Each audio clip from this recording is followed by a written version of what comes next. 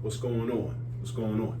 Listen, welcome to All This Math TV. Today, we're going to solve a system of equations. Now, we know this is a system of equations because we see more than one equation. We see one equation, we see a second equation, all right? Now, the three main ways that we usually solve systems of equations are this: graphing, substitution method, and elimination method. Some people call the elimination method the addition method, because with the elimination method, you essentially are just adding the two equations together. Some people call it that. Today, what I'm gonna do, I'm gonna get into the substitution method, because I think that's the most efficient way to solve this system. And I'll explain that momentarily. So, when I'm substituting, what I'm gonna do is I'm gonna find a variable in one of the equations that's either already solved for or is in position to be solved for easily. And when I look at the first equation, I see that x equals y plus 2. So essentially, x is already solved for. Even though I don't know the specific number that x is represented by in this system of equations, x is still solved for, even if x is only equal to an expression. In this case, y plus 2. So what I'm gonna do is, I'm gonna draw a box around y plus 2, right? And that's what I suggest you do wherever you at when you're doing a problem like this. Draw a box around what that variable is equal to. So x is equal to y plus 2, right? And then this is called the substitution method, again, because we're not going to graph and we're not going to eliminate, right? We look for the x in the other equation. So down here, I see an x right here. So I'm going to also draw a box around this x. So now I got a box around the y plus 2, which x is equal to, and I have a box around the x in the other equation. So now what that enables me to do is to create one single equation that only has one variable in it, even if that one variable is listed multiple times. So watch what happens. I'm gonna rewrite this second equation. I'm gonna keep everything the same except for this x, because I know that x is also equal to, or x is the same thing as y plus 2. So I'm gonna replace or substitute, which is why we call this the substitution method. I'm gonna replace the x with y plus 2. So now I got 2 times, because 2x means 2 times x, right? So I got 2 times y plus 2 minus 3y equals negative 2. So now I got one equation with one variable in it. My one variable is y. So now I can solve for y, right?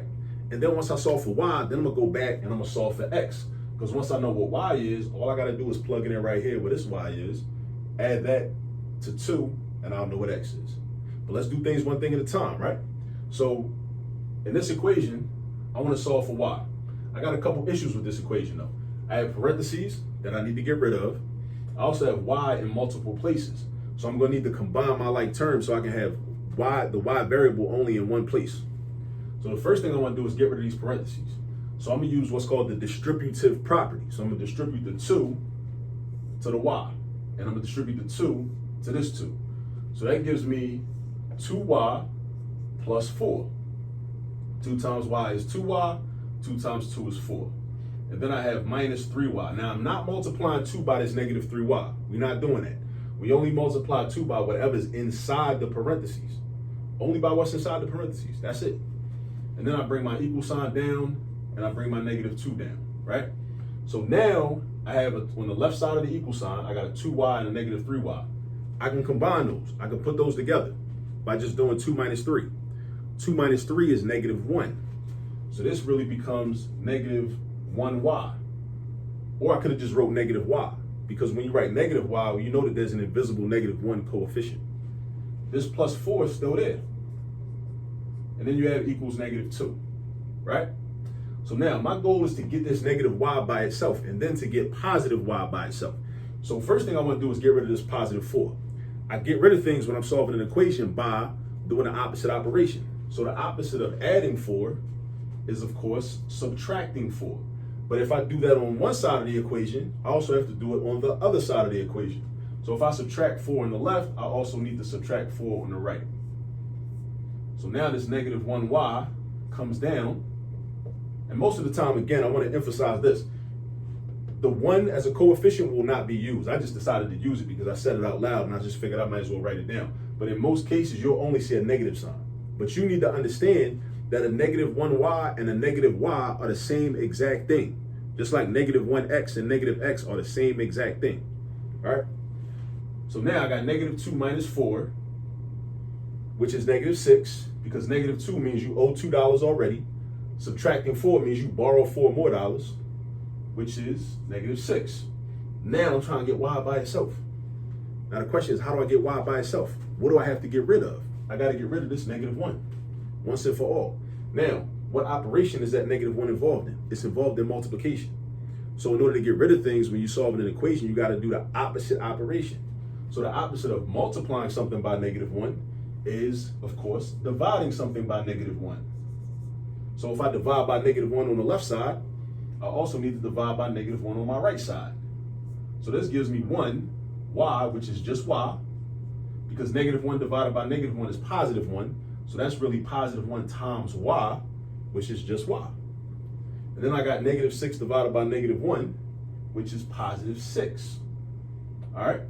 So now I know what y is, but we're not finished though, because remember, this is a system of equations. A system of equations has more than one equation. So if I have 2 equations, that means I have 2 variables. So this is only 1 variable, so I'm not done yet.